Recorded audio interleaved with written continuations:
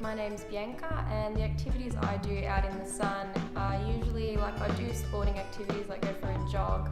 When I was a kid, I would spend all my summers outside.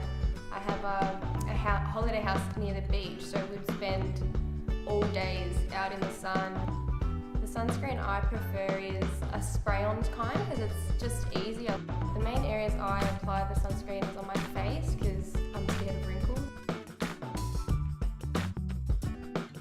When I saw my UV image, I was quite shocked actually because my skin seems quite perfect, but underneath it's quite frightening actually.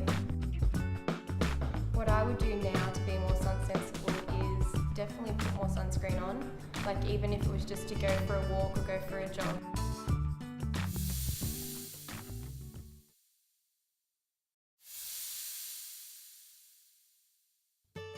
My name's Campbell and I go surfing, I swim, I used to be a lifeguard. When I was a little kid, I tried playing football, but I was a bit too small, so I moved to soccer.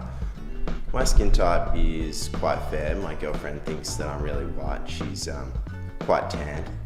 The sunscreen that I like using is probably the sporty types of sunscreen, stuff that stays on during if you go swimming or surfing. My nose is quite sensitive, so I generally apply most of the sunscreen to my nose because if not, it burns really easily. When I saw my UV image, I was pretty surprised. I didn't realise that there would have been so much sun damage done in, such a short amount of time. To be more sun sensible, I would put on a lot more sunscreen.